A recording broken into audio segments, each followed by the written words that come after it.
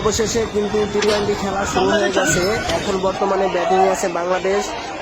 সারাদিন ব্যাটিং এ ছিল গোপালগঞ্জ, অনেক ব্যাটিং করছে। এখন ব্যাটিং এ বর্তমানে বাংলাদেশ। তো যখন গোপালগঞ্জ ব্যাটিং এ ছিল, সেনাবাহিনীর গাড়িতে আগুন দিয়েছে, সেনাবাহিনীর অনেক সদস্য ভাইদেরকে আহত করছে। তো তারই প্রতিফলন আজকে ওরা পাচ্ছে রাতে। দেখুন কি অবস্থা গোপালগঞ্জে।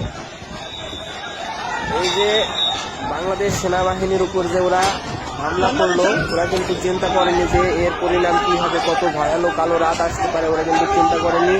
এখন বর্তমানে বাংলাদেশের সেনাবাহিনীর চিরুনি অভিযান শুরু করে গোপালগঞ্জবাসীর জন্য একটা ভয়ানক কালো রাত কিন্তু নিয়ে এসেছে। এরা আজকের পর থেকে যদি এদের জ্ঞান বিবেক বুদ্ধি যদি হয়, আর কখনোই এই আওয়ামী সন্ত্রাসীরা মাঠে নামবে না। বন্ধুরা, আপনারা ভিডিওটি বেশি বেশি করে শেয়ার করে দিন। আজকে টি-20 খেলা সত্যি অনেক গুরুত্বপূর্ণ একটা ম্যাচ। এই ম্যাচটা সবাইকে দেখার সুযোগ করে দিন। আপনারা অবশ্যই ভিডিওটি শেয়ার করে দিবেন, সবাইকে দেখার সুযোগ করে দিবেন। আজকের ম্যাচটা হচ্ছে সেরা ম্যাচ, ফাইনাল খেলা। এই ফাইনাল খেলাটা যেন সবাই দেখতে পারে। আরও অনেক ভিডিও আছে, সব ভিডিওগুলো একে একে দেওয়া হবে, সমস্যা নেই। শেয়ার করতে থাকুন। আজকের খেলাটা অনেক জমে গেছে, আপনারা ভিডিওটি শেয়ার করে দিন।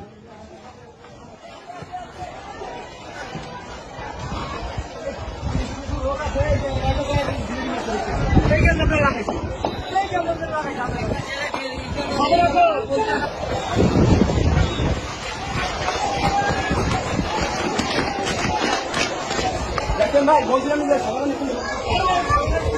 শোনা হয়নি মেডিসিন